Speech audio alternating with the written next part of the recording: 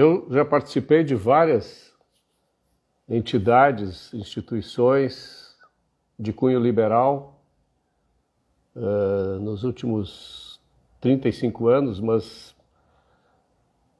digamos assim, a quantidade de instituições que eu participei não chega nem perto da que o Fábio Osterman já participou. E o meu único consolo aqui, digamos assim, é aquilo que me deixa muito feliz, além de acompanhar a trajetória dele, é saber que todo esse caminho que ele percorreu começou naquelas instituições que eu ajudei a fundar. Isso me deixa com muito orgulho. E então, esse orgulho faz com que o fato de ter este convidado aqui conversando comigo me encha de prazer, me honre e me gere também muita expectativa, né? Porque nós estamos num momento muito complicado da vida nacional e o Fábio está no fronte de batalha pelas ideias liberais e eu acho que nós vamos precisar muito dele, né? Vamos ver onde é que está o Fábio aqui. Vou tentar chamar ele aqui para abreviar. Vamos ver aqui.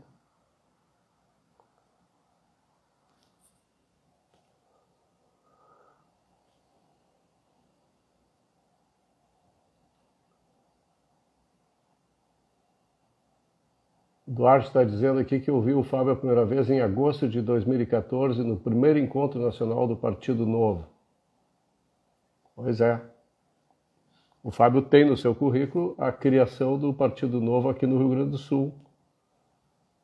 Evento do qual eu tive também o prazer de participar, convidado por ele.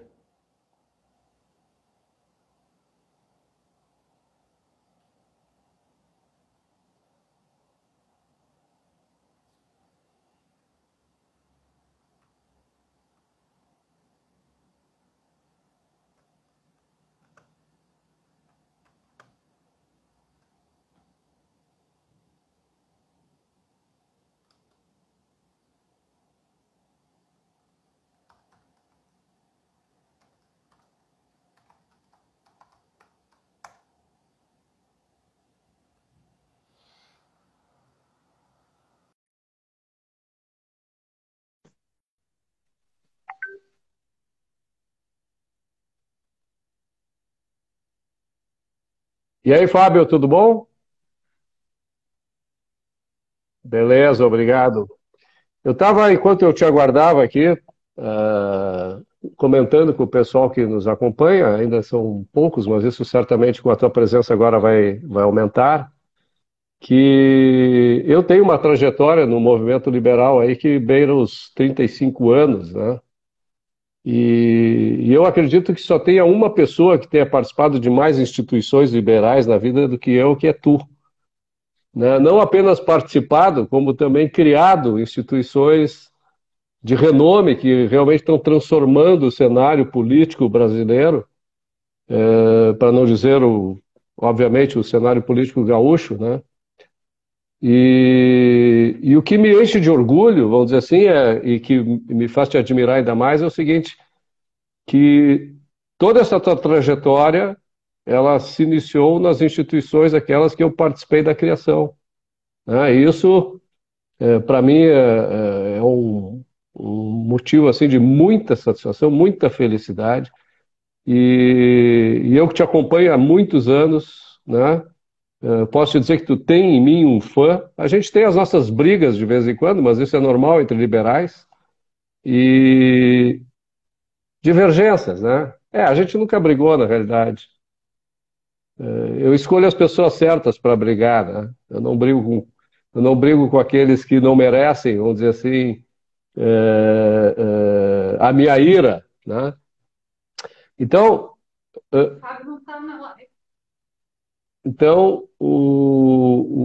eu acho que está todo mundo te assistindo, né, Fábio? Está todo mundo assistindo o Fábio aí? Tá normal?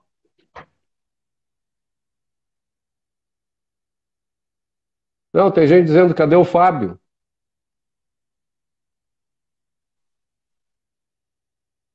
É, é, eu tô te vendo, tu tá me vendo?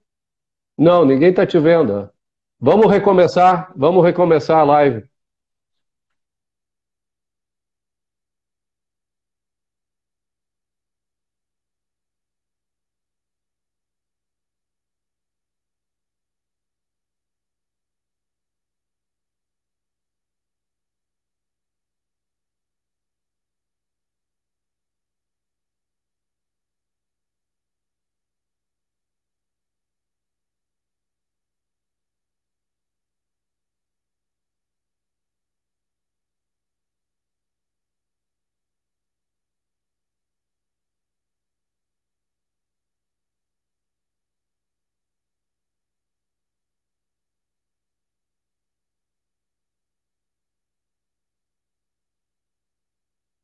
Vamos ver agora.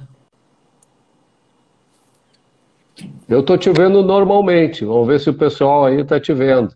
Tá mudo? Será que é minha internet? Não, se eu tô te Estranho. vendo, tu tá me vendo, Eu tô te deveria todo meio mundo metalizado, tá vendo, né? teu, tua imagem, Aê, foi. Tá, mas o pessoal tá ok, te tá vendo. tudo certo. Só que Agora agora sim. eu não tô te vendo e nem te ouvindo direito. Que coisa. Será que não é a tua internet aí, Rachevski? Porque eu tô no Não, 4G porque aqui. tava todo mundo me vendo, né? E agora o pessoal tá te vendo e tá te O ouvindo, e a mim pessoal. também. Opa, agora eu tô te vendo. Agora Tá te vejo. tudo ok. Ah, agora Tá te tudo vejo. ok. Então, beleza. Beleza. Então, Tu beleza. sabe que eu tenho uma técnica aqui, né? Uma técnica que acompanha, que faz as críticas e tal, que tu conhece, que é a Cláudia, né? A Cláudia vem aqui e diz: não, não está funcionando, mais para lá, mais para cá. Que bom, que bom. É, enfim. Então eu Rapaz, estava dizendo, vou repetir um pouco, Fábio. tava numa razão até me deixando constrangido aqui, rapaz. Esse é o objetivo da minha live contigo, é te deixar constrangido, porque quando a gente gosta de uma pessoa, a gente quer sentir todas as emoções dela, né? E tu que é um cara que nunca te constrange, talvez aqui tu te constranja um pouco, né? Vamos ver. Meu caro, obrigado Brincadeira. pelo convite. O Gustavo Maltão está nos mandando um abraço aí, outro para ele, né?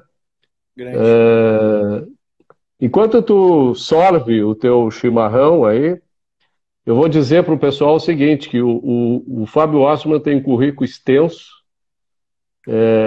já passou por uma formação de altíssima qualidade, né? Não apenas no Brasil, como no exterior. Foste bolsista lá do Instituto Ling na Georgetown University, né, Sim, Fábio? exatamente.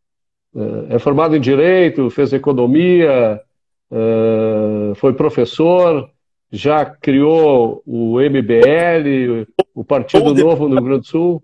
Hã? Estou deputado, mas sou professor. É, tá certo. Não está dando Espero aula agora. retornar às minhas atividades docentes quanto antes, né? Vai, vai ser difícil, né? Eu acho que a gente vai te convencer a continuar nessa aí. Mas tudo bem. Então é o seguinte, Fábio, quando dois liberais se encontram aqui no Brasil, no Rio Grande do Sul principalmente, para conversar, não falta assunto nunca, porque o grau de intervencionismo é tão grande que É verdade. assunto brota, né? Não, é uma coisa que não falta, né? E por uma coincidência enorme, a live de hoje ocorre exatamente na véspera de um dos momentos mais importantes da política gaúcha, que é a votação do aumento de impostos automático proposto pelo governo Eduardo Leite, né? E que, não sem surpresa, ou melhor, sem surpresa, né? As elites aí, seja do empresariado, do setor público, do poder coercitivo, né? Da burocracia, o establishment, de modo geral, estão apoiando, né? Como sempre, né? Quer dizer, o Rio Grande do Sul precisa mudar, mas existem forças contrárias a essa mudança que permanentemente atrapalham qualquer projeto que reduza o tamanho do Estado, que diminua a espoliação do Estado com relação aos indivíduos, né, aos gaúchos que produzem riqueza, e raros são aqueles que se mobilizam contra esse tipo de coisa. Nós tivemos, por exemplo, eu me lembro muito bem, alguns anos atrás, que também foi presidente do IEE, presidente da AGAS, da ABRAS, da Federação, foi vice-governador do Estado, né, o Paulo Afonso Feijó, que se posicionou totalmente contra o aumento de impostos e, inclusive, viveu o ostracismo durante o governo Ieda Cruzes, né, e comeu o pão que o diabo amassou como político, né, nesse aspecto, apesar da sua carreira impecável, no meu modo de ver. E agora nós temos o Fábio Osterman liderando, mais uma vez, um liberal, saído do IEE, que participou do Instituto Liberdade, um liberal inquestionável, né? À frente da tentativa de criar um movimento contra essa roubalheira, essa tributação escorchante, né, que a gente vem sendo submetido por parte do governo há tanto tempo. Fábio, como é que é? Conta aí como é que é essa luta, onde é que estão os teus aliados, onde é que estão os teus traidores, onde é que está a oposição, aquela que quer sugar o sangue, o suor, o bolso dos gaúchos eternamente. Conta aí pra gente, como é que é ser liberal no meio dessa nhaca? Olha, Rachevski, hoje foi um dia difícil, foi um dia de muitas discussões. Tivemos uma reunião bem longa da nossa bancada discutindo os rumos e caminhos, e conforme a gente ia discutindo, a gente ia recebendo as más notícias, infelizmente, de que, ao que tudo indica, o governo deve ter os votos amanhã para aprovar seu novo tarifaço. O governo tentou já uma vez esse ano, ali a partir de agosto, setembro, foi derrotado, em boa parte pela oposição que a gente fez, eu e o Giuseppe, que acabou contagiando outros deputados, e levamos às ruas, engajamos a sociedade civil e tornamos inviável para o governo aprovar. Foi uma derrota dura para o governo, mas agora eles estão vindo com tudo para cima da sua base, para cima do empresariado também, que é mais dependente de benesses estatais. E amanhã acho que o cenário tá complicado, mas ainda não é jogo jogado. A gente ainda não jogou, não vai jogar toalha sob hipótese alguma. A gente vai lutar até o final, a gente vai buscar argumentar, a gente vai buscar convencer os colegas, buscar levar à tribuna os nossos argumentos, a nossa insatisfação. Contamos com o apoio e engajamento de todos que estão assistindo essa live aí para acompanhar a sessão de amanhã, que vai começar às 9 da manhã.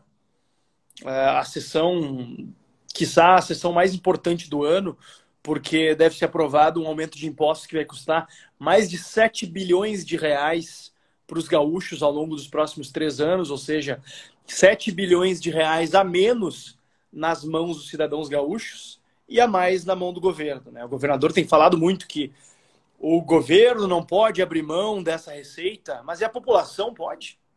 É justo que em meio a uma pandemia, em meio a uma crise como essa, a população que já foi tão penalizada, foi penalizada ao ser impossibilitada de trabalhar, foi penalizada pelo fechamento de uma série de negócios e atividades. Muita gente perdeu emprego, muita gente perdeu fonte de renda, e agora o único setor que não perdeu um centavo, que não perdeu um posto de emprego, que é o setor público, está se organizando para cobrar mais da população gaúcha do setor privado. Acho que isso é muito injusto e a gente vai lutar até o final amanhã, né? Mas realmente, assim, a gente conseguiu. Semana passada foi uma semana em que a gente teve diversas vitórias. O governo queria votar na terça-feira, acabou pedindo para cancelar a sessão de terça, porque viu que não tinha os votos. Na quarta, retirou o quórum porque viu que não tinha os votos. Quinta-feira, retirou o quórum porque viu que não tinha os votos. Ou seja, a gente foi forçando o exército inimigo mesmo, Uhum. tomar o A dinheiro recuar. a recuar. Só que agora eles, ao longo do final de semana, eles se reagruparam, conseguiram apoios importantes aí. A Fiergs e a Fecomércio, infelizmente, acabaram sendo convencidos pelo governo. É muito frustrante, assim, eu até faço um desabafo a ti e ao pessoal que nos acompanha. É muito frustrante, porque nós estávamos às portas, à véspera de uma vitória histórica, em que finalmente a sociedade gaúcha ia poder dizer basta para o governo, que o governo ia ter que buscar encontrar dentro das suas contas públicas o recurso para se manter. A gente ia finalmente, Uhum. pela primeira vez na história, conseguir derrubar uma tentativa como essa. Pela primeira vez na história, não. Pela primeira vez nos últimos 10 anos. Porque uma outra vez foi justamente do governo Ieda. Sim, que é essa que eu me referi a respeito do Paulo Afonso Feijó, né? O Paulo Afonso Feijó foi um dos que liderou a derrubada, a derrota do tarifaço da Ieda, e aquela derrubada fez com que o governo Ieda buscasse fazer as reformas necessárias. E Uhum.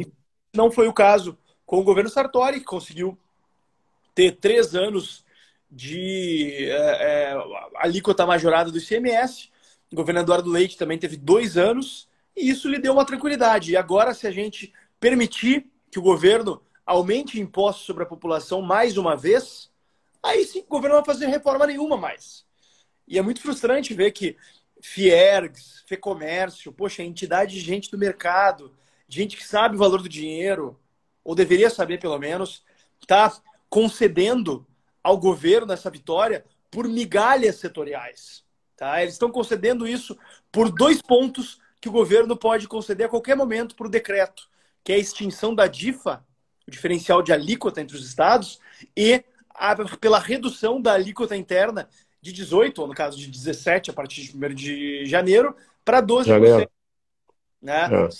Janeiro são Agora, eu vou te dizer o seguinte, para mim não é surpresa nenhuma. Tu está falando em frustração, eu não estou me sentindo frustrado em absolutamente nada, porque as lideranças corporativas que nós temos no Rio Grande do Sul, elas foram, inclusive, motivo para que se criasse o Instituto de Estudos Empresariais, que tinha como objetivo acabar com essa mentalidade corporativista, né, de acordos espúrios, dando apoio político ao governo para terem benesses em contrapartida. Isso é fato, né? Isso aí não... basta fazer uma análise das relações dos empresários que têm porta aberta, acesso franco ao governo, para ver de que maneira muitos deles conseguem se manter no mercado, apesar da sua incompetência, não é? Isso é sabido, né? Quer dizer, uma mão lava a outra, né? O poder coercitivo, tirando da população, para entregar para aqueles que acabam tendo benefícios que não têm o menor direito, são privilégios extraídos da população, dos direitos da população, através do uso da coerção. Isso é um absurdo, né? Mas a gente não... Eu não me surpreendo, eu não me frustro nesse aspecto, sempre lutei contra isso, sei que tu também lutas, então não é daí que vem o apoio tem que vir de outro lugar e é isso que eu ia te perguntar. Quer dizer, a votação amanhã lá na Assembleia, ela se dá de forma presencial, como é que as pessoas podem, e se é possível, adentrar no estabelecimento, ocupar a arquibancada lá para torcer a favor do Fábio Osterman contra os espolhadores corporativistas? Como é que é o jogo aí? Pois é, infelizmente, por conta da pandemia, o acesso às galerias está vedado. Mas eu sei que tem gente muito boa indo para lá amanhã de manhã para ficar na Uhum. frente da Assembleia e estar lá na entrada. Perdão, acabei engolindo meio chimarrão aqui, me trancou alguma coisa. Vai ter gente muito boa que já está me falando que vai estar lá amanhã a partir das 8h30 da manhã. Sei que é cedo, Uhum. pessoal, mas 8h30 da manhã é o horário que os deputados vão estar entrando na Assembleia para participar da sessão às 9 da manhã. Então é um horário Quer dizer, fazer estratégico uma pressão psicológica lá, no início da manhã mostrar a cara. para estar manifestando a sua insatisfação. E é importantíssimo esse tipo de mobilização, porque os grupos de pressão, organizada, a minoria organizada e bem articulada, né, essas Tu entidades... quer beber uma água, Fábio? Quer beber uma aguinha? Foi justamente Fica à vontade, a gente espera aqui. foi Eu vou justamente enrolando o pessoal. Eu vou enrolando o pessoal aqui enquanto toma o chimarrão. acho que acontece. Melhorou? Melhorou? Melhorou. Eu acho que tu tá engasgado com a Fiergues e com a Fecomércio aí na garganta, hein? Por mais que a gente às vezes não espera muito, mas é bem frustrante às vésperas de a gente conseguir uma vitória histórica da sociedade e ver que alguns grupos acabam entregando a vitória de bandeja por migalhas setoriais, que é o que realmente são. Essas migalhas setoriais vão custar, e o governo do estado está oferecendo isso para elas como contrapartida, elas são cerca de 600 milhões de reais. O aumento que o governo está propondo é de 2,6 bilhões de reais. Ou seja, tem bilhões de reais a mais aí que o governo está... Sendo que no caso da DIFA, é uma discussão que já está bem encaminhada no STF e deve cair de qualquer maneira. Então não vai ser uma decisão do governo, né? Mas eu tenho fé que o interesse difuso, o interesse da sociedade, de gente que está vendo, que está acompanhando pelas redes sociais o que está acontecendo, gente que tem pequenas empresas, gente que não é ligada a nenhum desses setores, que paga no dia a dia a conta de um Estado ineficiente, de um Estado pesado, está vendo o que está acontecendo e vai se manifestar nas redes sociais, vai estar lá amanhã de manhã na frente da Assembleia e vai estar lembrando muito bem quem foram os deputados que votaram a favor de mais esse aumento de imposto com esse componente adicional de crueldade, né, Rachevski? Em meio à pior crise econômica da história do nosso Estado, os caras vão tomar 2,6 bilhões de reais por ano do povo gaúcho. É complicado, tu né? Tu tem a mesma ideia que eu de que o Estado ele se tornou um fim em si mesmo no Rio Grande do Sul, que o Estado do Rio Grande do Sul já não serve à sociedade há muito tempo, se tornou um fim em si mesmo e que nós é que estamos servindo o Estado para manter esses privilégios, para manter os salários elevadíssimos de muitos daqueles que participam dessas corporações. Quando a gente sabe que as crianças no Rio Grande do Sul não têm aula, né? Pelo menos não têm aula presencial, as escolas estão fechadas, que há uma restrição brutal da atividade econômica por conta da violação de direitos dos empreendedores, dos empresários, dos trabalhadores de um modo geral, dos consumidores também. Então, o que esse pessoal pensa, né?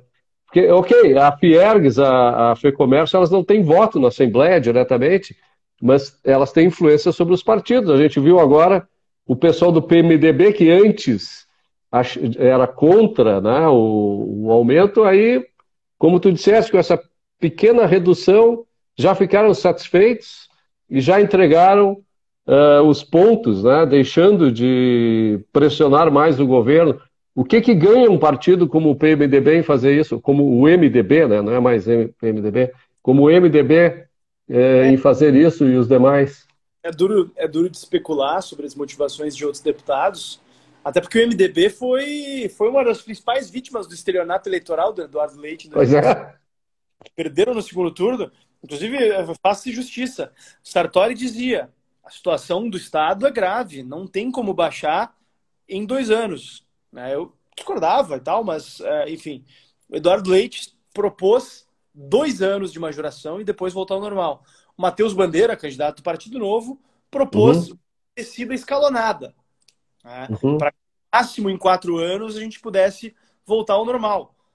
O Sartori não dava previsão, ele foi realista também. Quer dizer, nenhum deles mentiu, né? Só o Eduardo Leite mentiu.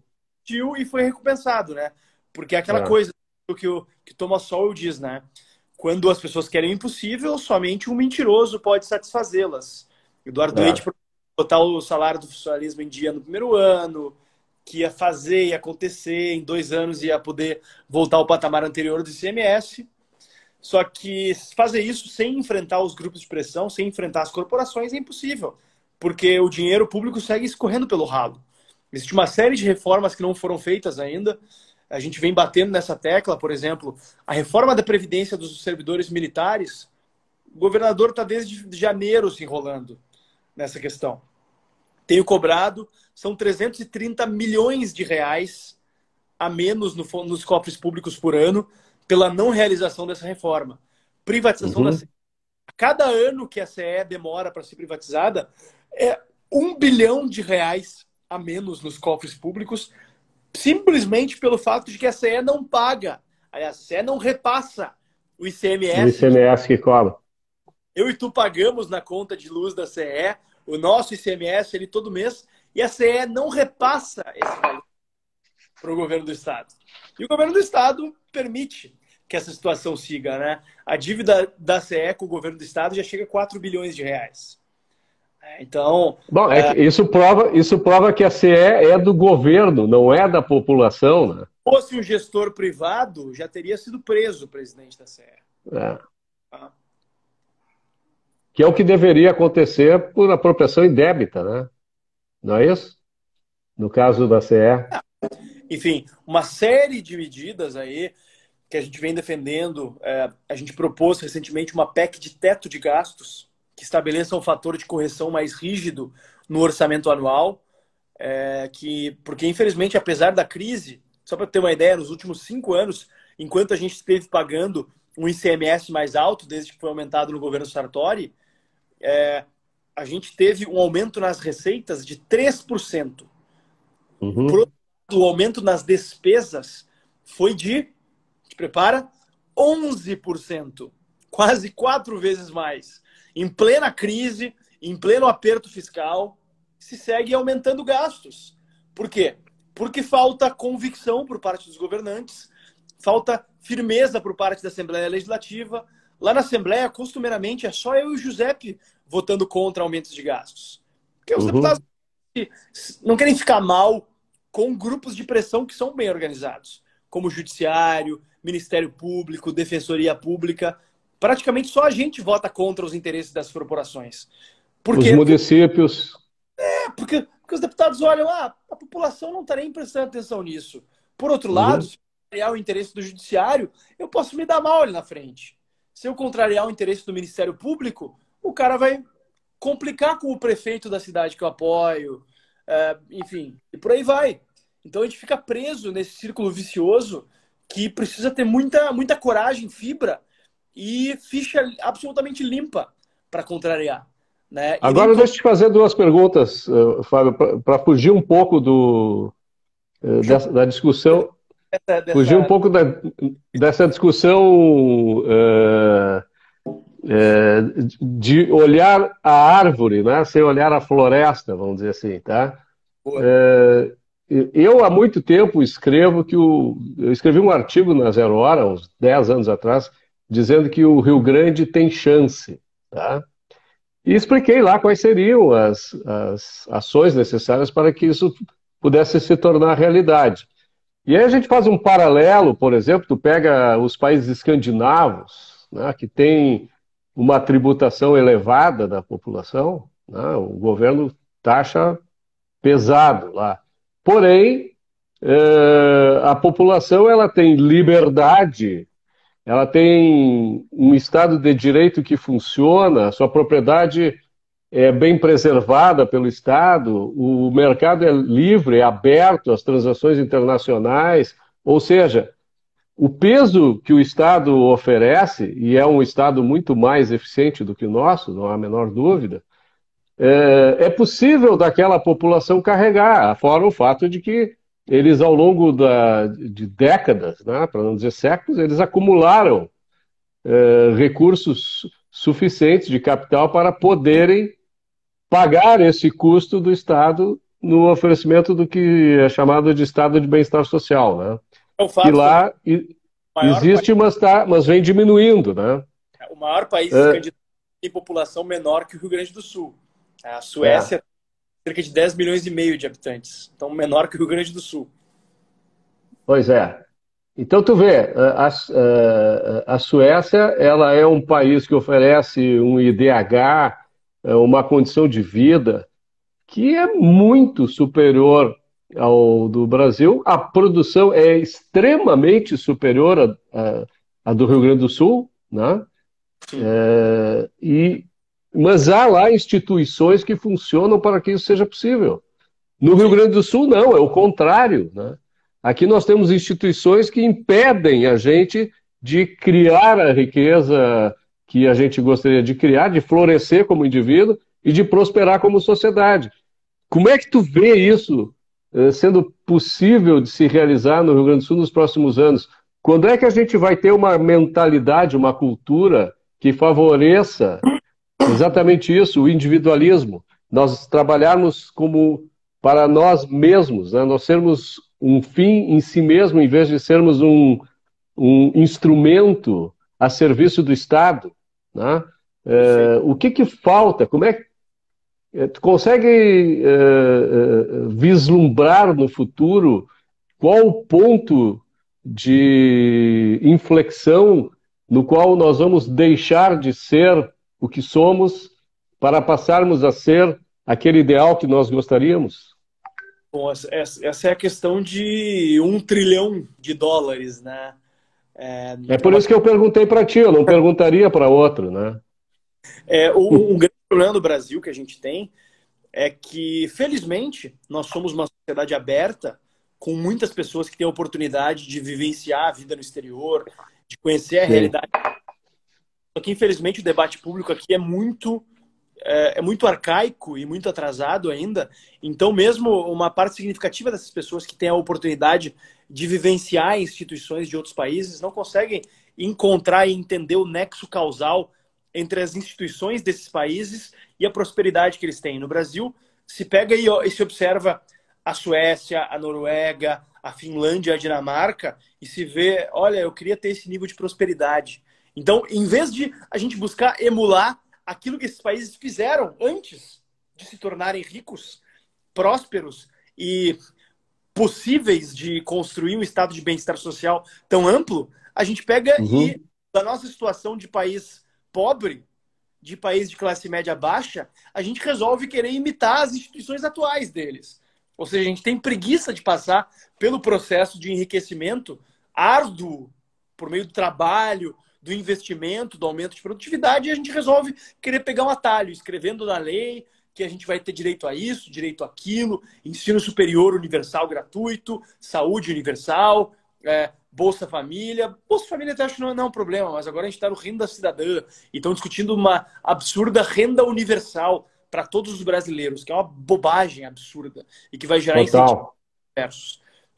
Quando, na verdade, a gente deveria observar a trajetória que esses países têm. E eu recomendo para o pessoal que está assistindo, tem um documentário muito legal do Johan Norberg, que é um discípulo do que ele fala sobre a Suécia. Procurem aí no YouTube por Johan Norberg e Suécia. Vou até escrever o nome dele aqui, para o pessoal não ter...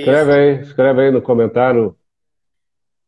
Suécia. Ele é um economista sueco que desmistifica o estado de bem-estar social sueco, que é o grande paradigma dos estados dos países nórdicos e escandinavos, né?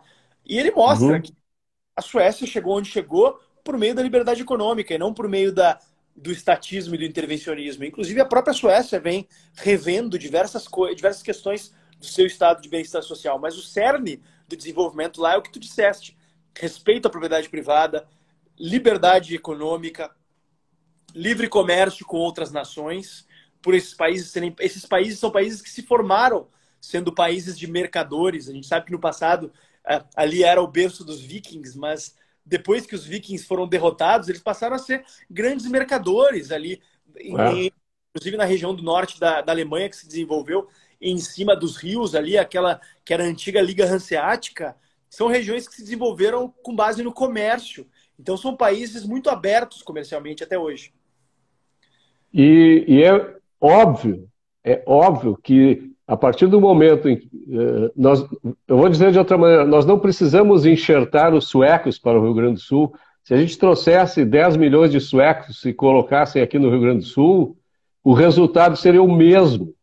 Nós precisamos enxertar as instituições. Perfeito. Porque se nós levássemos 10 milhões de gaúchos e substituíssemos os suecos lá com aquelas instituições, nós faríamos com que a Suécia crescesse da mesma maneira, desde que aquelas instituições se mantivessem. O exemplo é o exemplo da diferença de renda entre os cubanos em Cuba e os cubanos na Em Flórida. Cuba, Então, na Flórida. uma das comunidades mais prósperas dos Estados Unidos. Ou, num caso mais extremo, porém muito mais significativo, o caso dos norte-coreanos e dos sul-coreanos, que são basicamente Ou o dos mesmo, alemães orientais e os alemães ocidentais. mesmo povo, mesma cultura, É. mesma religião e resultados absolutamente diferentes pelo fato de que, de um lado, eram instituições capitalistas e do outro, instituições socialistas. E tu acha que isso vai se estabelecer aqui no Brasil, por exemplo, entre o Rio Grande do Sul e Santa Catarina? Olha, já está se estabelecendo de certa maneira, né? Já está, né? Só que o problema do É, Brasil, boa parte das regras são estabelecidas em âmbito federal, então não tem um tanto claro, espaço para diversidade institucional. Eu sou favorável, imagino que seja também, a um federalismo radical, onde a gente pudesse claro. regras tributárias, penais, de estrutura política, inclusive, né, aos moldes mais ou menos do que tem nos Estados Unidos, mas ainda mais. Uhum, Né? ainda E, mais. no limite, eu sou Eu, favorável. eu eu acho que o governo federal ele só poderia, e na realidade não só poderia, ele deveria intervir numa ação política com relação aos estados, caso os direitos individuais dos cidadãos daquele estado fossem violados pelo seu próprio governo, né? Sim. Ou seja, o governo federal deveria ser o guardião dos direitos individuais de todos os americanos, no caso dos Estados Unidos, ou de todos os brasileiros, no caso daqui, né? Que foi exatamente o que aconteceu nos Estados Unidos em relação, por exemplo, às violações de direitos civis no Sul, né? A partir de decisões Sim. da corte que declararam inconstitucionais as leis racistas, o governo federal foi lá e interviu, né? É. Ou a questão do casamento gay recentemente, né? Pois é, e, e, de- Também. e- e deve caber ao governo federal a defesa nacional, né? Relações internacionais, e era isso, né? E aos governos estaduais, a prestação de serviços básicos, quanto menos melhor, né? Eu Uhum. sou e acredito que seja também um minarquista, né? Eu não sou minarquista, eu não gosto desse termo, minarquismo. Eu sou pelo governo limitado à proteção dos direitos individuais, ponto. Eu também, mas Né? quanto o Esse governo minarquismo, puder, ele é um saco que tem gente botando muita coisa dentro. Então, quanto não. o governo puder, quanto mais obsoleto a gente puder tornar o governo, melhor, né? É. Não descarto a possibilidade de algum dia a gente viver numa sociedade sem Estado, se for possível, mas por meio de um Eu processo não ordinário acho possível, eu não acho possível, mas tu já sabe o que eu penso, né? e abolir, Eu acho, eu sei. eu acho que o Estado é um bem necessário para o capitalismo, né? Mas ele tem que ser limitado a isso e nada mais além disso. Eu acho improvável que a gente viva numa sociedade sem Estado, mas eu acho que a gente deve almejar reduzir gradualmente, gradativamente, a coerção estatal até onde der. Se a Sem gente puder dúvida. sair, deixar o Estado somente a cargo da segurança, ótimo. Se a gente precisar ainda do Estado para prover infraestrutura, educação e saúde, acho que a gente já tem condições de prover pelas vias privadas, ainda que por meio de subvenções públicas, ótimo. Mas quanto Sim. mais for limitando e reduzindo o escopo da atuação estatal, melhor. É. Eu também acho. Eu acho que o Estado só pode atuar como instituição que usa a coerção para retalhar contra aqueles que iniciam o uso da força ou a fraude. O Guilherme Lange Como tem uma pergunta te provocando aí já. Ó. A que, per- o hã? Guilherme que está perguntando se imposto é roubo. Pô, Grande- o Guilherme entrou agora, porque eu já tinha dito que é roubo antes, né? Obviamente que imposto é a extração de um bem de um terceiro sem o seu consentimento, através do uso da força. Quer dizer, isso significa que é roubo, né? Na melhor das hipóteses, uma extorsão, né? Na melhor das hipóteses. É que a gente nunca espera chegar lá, né? Para ver se é roubo mesmo. A gente já se entrega na extorsão, né? Grande abraço aí para o Enio Sandler. Grande abraço aí para vários amigos marcando presença aqui na nossa live aí, Roberto. Ó, tamo prestigiado, hein? Muita gente boa passando aqui. Não, quem está prestigiado sou eu, né? Por ti e, é claro, nós por todos, né? Sem dúvida. Fábio, o que mais tu quer falar? Agora eu te franquio aqui a palavra. O que que tu quer dizer para os nossos amigos aí que estão nos assistindo? Abre o Olha, teu coração. Isso aqui é live sem censura. Eu quero que tu fale trazendo assim aquela tua emoção atávica, aquilo que tu quer realmente, aquilo que está te fazendo mal, que te faz te engasgar com o chimarrão. bom, o que está sendo frustrante para mim, e no dia a dia da Assembleia, às vezes a gente ganha, às vezes a gente perde, a gente teve várias vitórias ao longo desse ano. Amanhã, talvez a gente tenha, ó, grande abraço pro Coruja aí, tá pedindo um abraço aí. Lá da Direto de Turquia, né? Portugal, Turquia, não sei onde é que anda o Coruja. A última vez ele andava na Turquia. Eu não sei qual vai ser o resultado de amanhã, mas só o que eu posso garantir para vocês é que a nossa bancada vai lutar até o fim e a gente vai defender as nossas posições com argumentos, com valores, com princípios. Eu não acredito em lutar por causas perdidas, porque Uhum. não existe causa perdida. Tem um trecho de um texto do T.S. Eliot que ele fala isso. Não existe causa perdida porque não existe causa ganha. E mesmo que algo pareça uma causa perdida, eu tenho certeza, eu me refugio nessa esperança de que a nossa batalha de hoje ela vai servir de incentivo para que outras pessoas se engajem nela conosco. E pode ser que a gente não ganhe hoje ou não ganhe amanhã, mas depois de amanhã a gente vai ganhar. Eu estou confiante nisso. E tudo aquilo que a gente vem acompanhando, Rachevski, que tu há mais tempo do que eu, no envolvimento com as 10 liberais, eu estou envolvido nessa há cerca de 15 anos, tu há bem mais tempo, e é inegável que a gente avançou muito. É inegável que a Uhum. gente começou a atingir muitos mais corações e mentes. E a gente está só começando.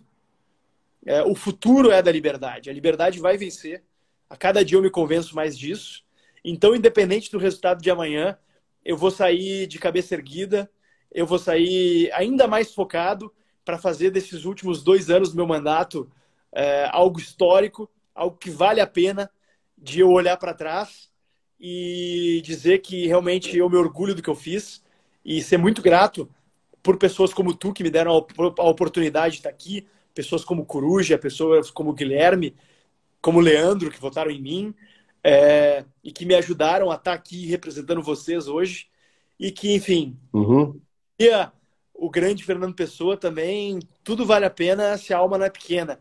Quem quer cruzar o bojador tem que passar além da dor. E a minha É isso dor aí. é enfrentar essas batalhas nesses 4 anos e eu tô firme e forte para combater essa luta. Então, contem comigo, pessoal, e vamos em frente. Tu sabe que eu sou um fã da Ayn Rand, né? Eu gosto muito das ideias da Ayn Rand e ela diz que quem luta pelo futuro vive nele hoje, né? E é isso que nós estamos fazendo. E eu acho que esse crescimento da bancada que tu te referiste, né? Antes nós tínhamos o Marcel, hoje nós temos tu e o Giuseppe, né? Provavelmente daqui 2 anos, se a gente mantiver esse crescimento aí A gente vai dobrar. de geométrico, né? Não aritmético, geométrico, né? Era um, virou dois, vai virar quatro e assim por diante. A gente vai conseguir fazer com que o futuro venha mais rápido, né? Sem O dúvidas. futuro é aquele que a gente idealiza, sem dúvida alguma. A gente prevê o futuro é a gente construindo ele, não tem outra maneira. É sem dúvida. O destino é fruto do nosso trabalho.